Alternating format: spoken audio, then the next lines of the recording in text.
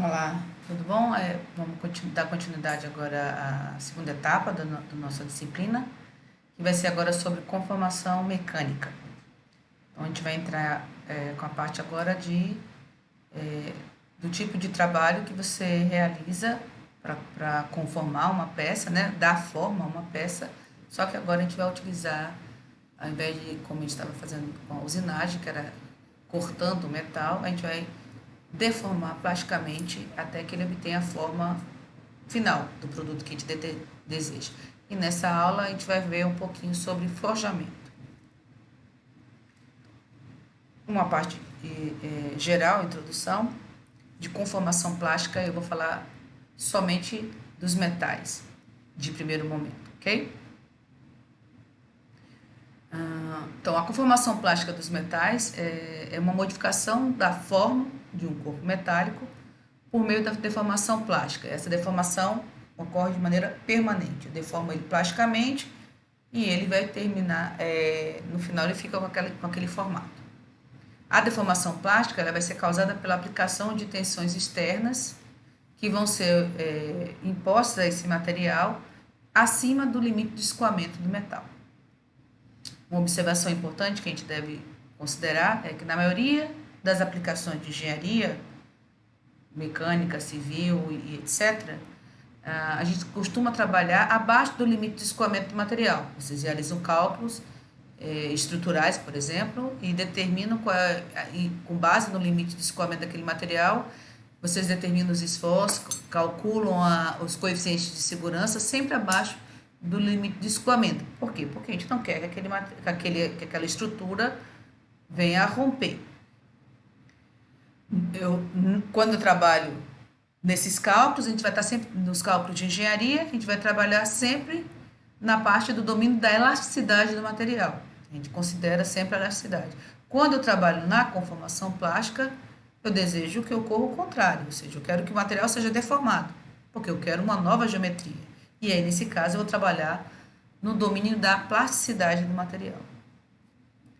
Os conceitos mais importantes com respeito ao comportamento dos metais durante a conformação mecânica, basicamente todos eles podem ser obtidos da curva tensão-deformação, da mesma maneira que a gente estuda para a parte de cálculos estruturais, considerando a parte de zona de elasticidade. Aqui eu vou estudar a mesma curva, só que eu vou botar ele na parte de plasticidade. Então, a curva típica de tensão-deformação, na maioria dos metais, ela é sempre dividida em região elástica e uma região plástica. Na conformação dos metais, a região plástica é a que tem o maior interesse, porque o material vai ser deformado permanentemente. Então, eu trabalho nessa região.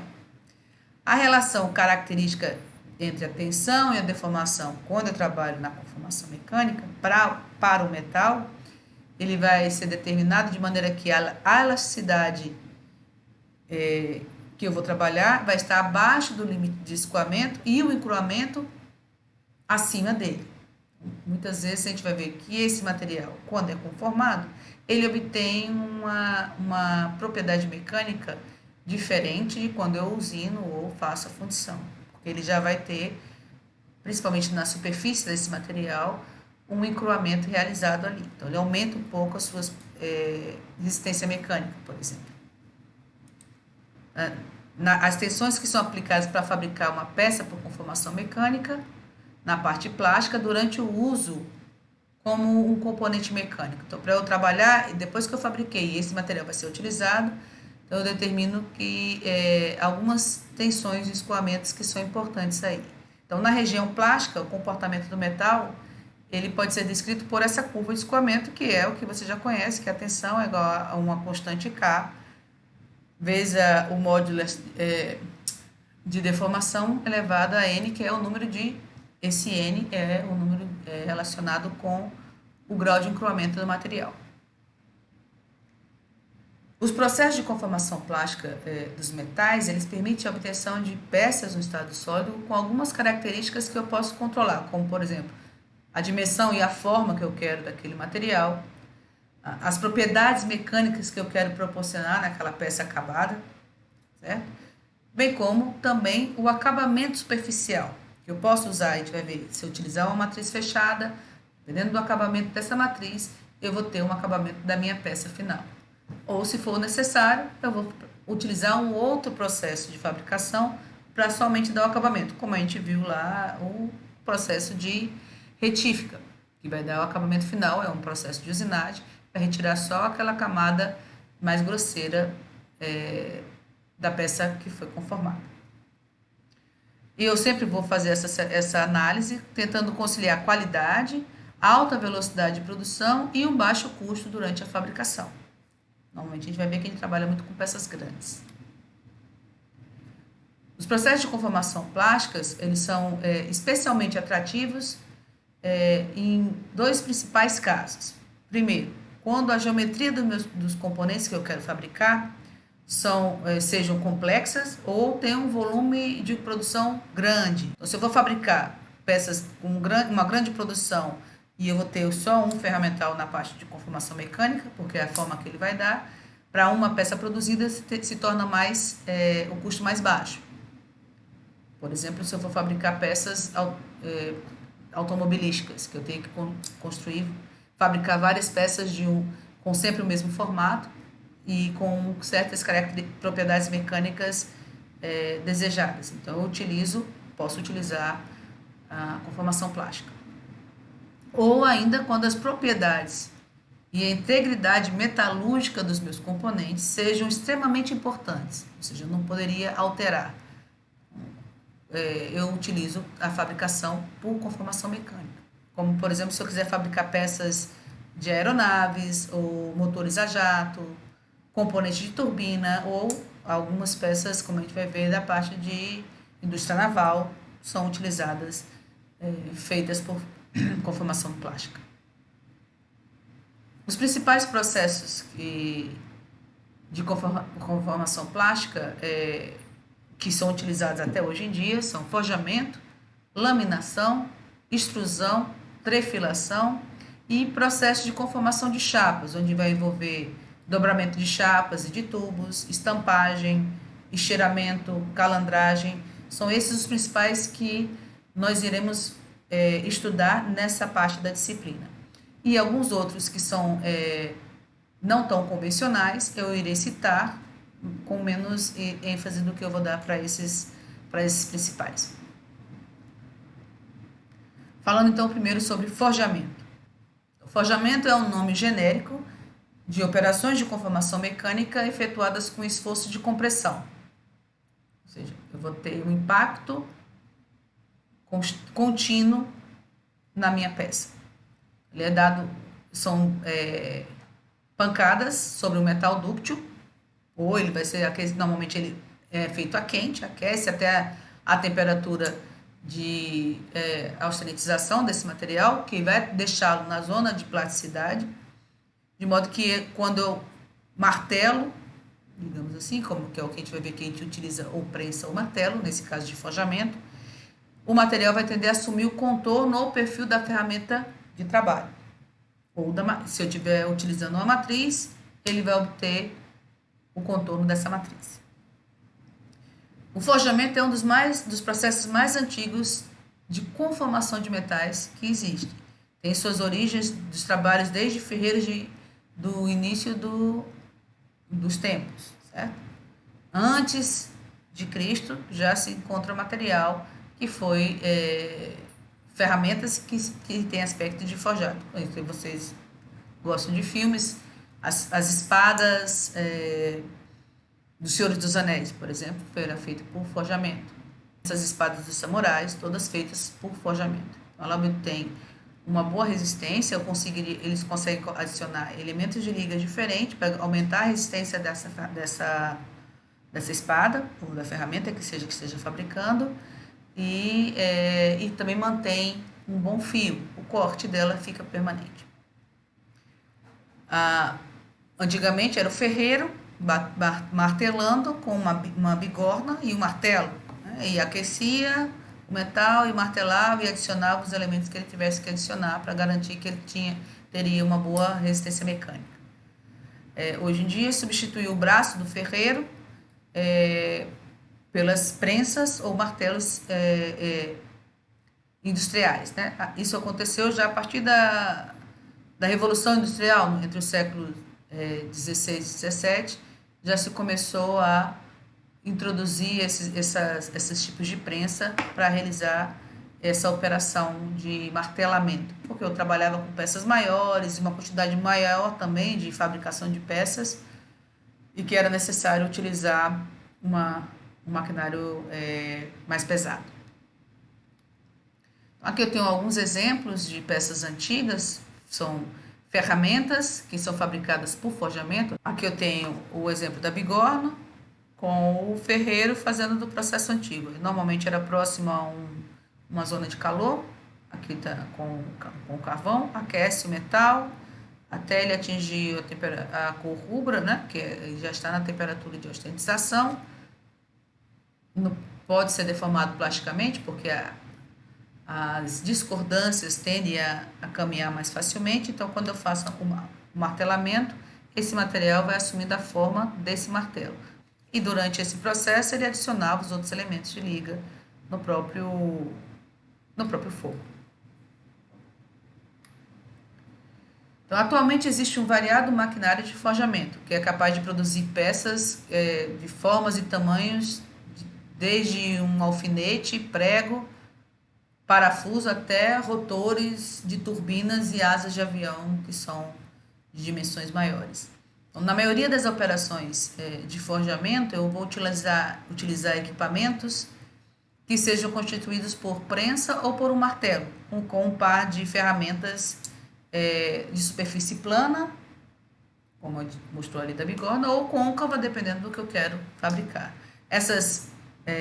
Esse par de ferramentas, né, de plana ou côncava, são denominadas de matrizes ou de estampos, que vai provocar o martelamento sobre a peça. O metal é prensado ou martelado, normalmente a quente, como eu vinha falando, sobre as matrizes, para que assuma a forma do produto desejado. E a quente para que ele tenha uma facilidade maior na deformação, porque ele já vai estar na sua zona de plasticidade.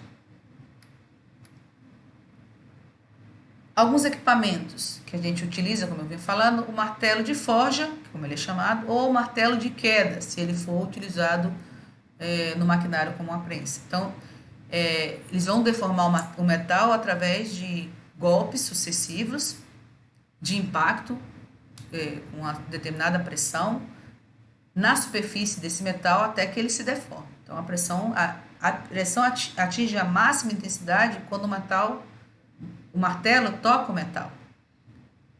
E ele desce rapidamente à medida que essa energia é absorvida pelo metal. Então, é uma zona que você tem que deixar com segurança quando está realizando esse trabalho, porque pode causar um acidente grave, né? Porque ele vem com uma quantidade de energia bastante elevada. O martelamento vai produzir deformação principalmente nas camadas superficiais, por isso que altera e melhora as propriedades mecânicas, principalmente de resistência do material, porque eu termino causando um encruamento superficial nesse metal, melhorando as propriedades na superfície. Aqui tem uma prensa martelo bem antiga, para peças pequenas, certo? Aqui para peças um pouco de dimensões um pouco maiores. Eu vou mostrar um vídeo aqui no final da aula de diferentes dimensionamentos de martelamento, de prensas e de prensa-martelo, para que vocês consigam visualizar os tamanhos das peças que a gente pode fabricar. Aqui um outro tipo como se do ferreiro, imitando o ferreiro, só que eu uso uma prensa-martelo. Ao invés de ser o próprio ferreiro que está martelando, ele só faz aquecer. Também vai ter um forno, essa parte luminosa aqui é o forno, onde ele posiciona a peça que ele quer deformar, aquece, deixa ela nessa cor, né, que já determina a temperatura adequada de ostentização, e faz o martelamento. Aqui é uma oficina simples. Aqui já são prensas maiores, já industriais, vou fabricar peças grandes e com um determinado nível de qualidade e controle de dimensionamento para onde ela vai ser aplicada. As prensas ela tende a deformar o metal, submetendo a uma compressão contínua também, como eu estava vendo no martelamento, com uma velocidade, só que uma velocidade relativamente baixa. O martelo tinha uma velocidade maior um pouquinho, porque o martelamento era constante, e a prensa é um pouco mais baixa. Tem um controle para poder posicionar a minha peça, que normalmente são peças grandes. Eu vou usar um robô para fazer essa movimentação e realizar esse tipo de compressão. Então, vou atingir o máximo valor da pressão pouco antes que ela seja retirada. Ele pressiona, deixa uma certa pressão um pouco e depois eu posso rotacionar. Então, como a pressagem atingir as camadas mais profundas que eu consigo, a deformação é mais regular do que a que é produzida pelo martelamento, que era mais constante e ficava mais na superfície. Então, esse aqui eu consigo manter a pressão por um determinado tempo e eu consigo camadas de deformação mais profunda. Aqui é um exemplo de uma máquina, você vê que ela tem umas dimensões muito maiores. Aqui é um eixo que está sendo fabricado, normalmente eixos de construção naval, da indústria naval. São de dimensões grandes e eu preciso de um maquinário dessa proporção. Então, o forjamento pode ser dividido ainda entre dois grandes grupos de operações: matriz aberta, ou forjamento livre, e matriz fechada. O forjamento em matriz aberta ou livre, quando eu trabalho com ele, o material é conformado entre as matrizes que são planas ou que têm algum formato simples. E normalmente essas matrizes não se tocam, por isso que é dito aberto. É usado geralmente para fabricar peças que são muito grandes, peças de dimensões maiores, ou que têm uma forma relativamente simples. Por exemplo, eixo de navio, ou de turbinas, ganchos, correntes, âncoras, alavancas, excêntricos, ou ferramentas agrícolas, etc. Que eu tenho, são peças de dimensões grandes, mas que têm formas simples, é fácil de fabricar, então posso trabalhar com a matriz aberta. Também que a gente leva em consideração para escolher a matriz aberta é se eu estiver trabalhando com um pequeno número de fabricação, de peças que eu vou fabricar. Ou também eu posso utilizar ainda para pré-conformar uma peça. Essa peça vai ser submetida a uma operação de forjamento que seja mais complexa. Só que ela tem uma dimensão muito grande, e aí para eu não conformar ela toda de uma vez, que poderia dar problema, eu faço com a matriz aberta, dou uma pré-conformada nessa peça, depois eu levo para o forjamento mais complexo, que normalmente eu trabalho com matriz fechada. Aqui tem um exemplo de matrizes abertas. Eu vou ter os dois, tem um martelo, essa é a parte que movimenta, é móvel, e a parte que é fixa, que seria simbolizando a bigorna. Também é uma peça grande, eu estou fabricando esse eixo, ele vai ter uma cabeça para ser posicionada como um pino dentro de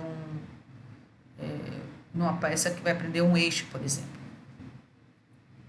Ainda com matriz aberta, mas ela já tem uma certa conformação. Essa parte da garra vai girando a minha peça para que ele vai saindo do quadrado para a parte arredondada. Aqui é o desenho e aqui é como ocorre no real. É o filme que vocês vão ver daqui a pouquinho. Aqui tem algumas peças já fabricadas por esse processo de martelamento com matriz aberta. Desde excêntricos até anéis de diversas dimensões. Esses aqui que vocês estão visualizando que tem um certo acabamento, após a fabricação por conformação em matriz aberta, ele é passado por usinagem, por um processo de retífica, para realizar só o acabamento final da minha peça. Aqui é bruto e aqui é acabado. Bruto, acabado. Ainda outro modelo, fabricando um eixo de dimensões elevadas, também por conformação, vai martelando, ele já tem o diâmetro que eu quero que ele fique final, e ele vai fazendo esse martelamento até ele vai alongando, né? Vem com um tarugo e esse tarugo vai alongando conforme eu vou martelando, né? Ele mantém o mesmo volume, não perde material.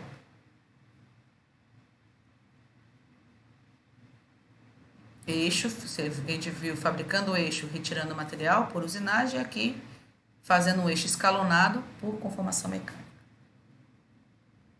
Pregos de dimensões elevadas para a indústria naval. O eixo escalonado, depois de conformado, como ele estava aqui, tem um eixo, e aí eu venho e faço somente o acabamento por usinagem. E quando eu trabalho com matriz fechada, o material vai ser conformado entre as duas metades da matriz, que possui gravadas em baixo relevo as impressões com o formato que eu quero da minha peça, como eu estou mostrando nesse desenho aqui. Ó. Aqui eu tenho um metal, o meu tarugo, pré-conformado, eu já dei uma pré-conformada nele, usando um martelamento com matriz aberta, e vou levar agora para uma matriz que é fechada. Então, ele já encaixa na primeira parte da minha matriz, e ela vai pressionar esse metal de tal maneira que, quando as duas partes estiverem unidas, esse metal vai expandir por deformação plástica, ocupando todo o espaço vazio da minha matriz, obtendo, então, no final, o formato interno dessa matriz. Quando eu trabalho com matriz fechada, e eu vou realizar isso, pressiono e quero que ele obtenha o formato da parte interna da matriz, eu tenho que ter alguns cuidados. Essa deformação vai ocorrer em alta pressão, até 2.000 megapascal, por exemplo. E é normalmente uma cavidade fechada ou semi-fechada, permitindo que a peça, então, obtenha o formato final com tolerâncias dimensionais pequenas, menores do que quando eu trabalho com forjamento livre. Então, ela tem um melhor acabamento final. Quando eu trabalho com uma deformação vai ocorrer dentro da cavidade, que é totalmente fechada, sem zona de escape, por exemplo, então eu tenho que ter uma precisão muito grande na quantidade de material que eu vou fornecer para aquela matriz, porque senão vai ocorrer o quê? Uma quantidade insuficiente de material vai levar a um enchimento de cavidade com falhas. Assim, a peça vai ter defeitos. Não vai preencher totalmente, não vai ficar uma peça que possa ser utilizada, por exemplo. Ou, ao contrário, se eu colocar metal demais, eu vou sobrecarregar o ferramental e posso danificar a matriz, posso danificar o maquinário ou ainda causar um dano na peça que eu estou fabricando. Ela já vai com alguma tensão excessiva internamente, e essa peça pode vir a romper durante o serviço. Então, eu tenho que ter um controle muito grande sobre a quantidade de metal que eu vou determinar, calculando para aquela matriz. O que normalmente a gente costuma fazer, devido a essa dificuldade de dimensionar exatamente a quantidade de metal que vai ser fornecida, o mais comum é que a gente trabalhe com o excesso e use na matriz que eu vou fabricar um espaço para rebarba. Seria uma parte que é oca, que é utilizada justamente para que esse metal, quando ela atinge aquela peça toda, vai escoar só o que for o excesso. E esse excesso depois vai ser retirado por usinagem, ok? É uma das maneiras de você fazer. Hoje em dia, com a parte de simulação mecânica,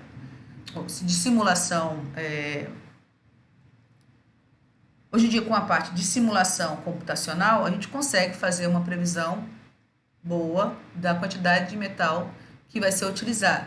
E aí, utilizando com um programa adequado, você determina e faz os cálculos para selecionar adequadamente o material que você vai utilizar. Na maneira normal, utilizando essa zona que vai ter excedente de material, esse material que excede fica como uma rebarba e, como eu disse, ele é retirado depois pelo processo de rebarbação, como a gente faz na usinagem. Essa matriz fechada, normalmente eu utilizo quando eu vou trabalhar peças que não sejam muito complexas. E aí, se eu trabalho com ela, eu sigo algumas etapas, como primeiro, eu vou cortar o tarugo do tamanho que eu quero trabalhar. aqueço esse tarugo. Faço um forjamento em matriz aberta, em forma de forjamento intermediário. Dou uma pré-conformação na peça. Depois eu levo para o forjamento final, já em matriz fechada. Pressiono, ele vai obter o formato da minha peça e vai ter as rebarbas. Corto, faço a rebarbação, tiro essa rebarba. Se for necessário, faço o tratamento térmico para garantir que ele tenha uma uniformidade nas propriedades mecânicas e depois um tratamento superficial antes dele ser utilizado em serviço, né? Serviço final. Aqui tem alguns exemplos de peças fabricadas em matriz fechada. Então, aqui seria a zona para rebarba. Então, eu pressiono, isso aqui é o que sobra. Fica assim, ó, com esse excesso. Eu venho, realizo a rebarbação. Esse aqui é o que era o excesso de peça. Aqui é a minha peça final. Okay? Então, eu vinha com o tarugo dessa maneira, ó. Fiz uma primeira pré-conformação em matriz aberta, ainda em matriz aberta, passei para a matriz fechada, pressionando na conformação que eu queria. Isso aqui ficou de metal de excesso. Vou levar agora para a rebarbação. Vai ser recortado todo esse material. E aqui é o acabamento final. Aqui é a rebarba que ficou. Né? E a gente para aqui para essa aula de hoje, até essa parte de matrizes abertas e matrizes fechadas. Vou passar uma lista de exercícios para vocês estudarem esse material. E na próxima aula a gente continua. Obrigada, até mais.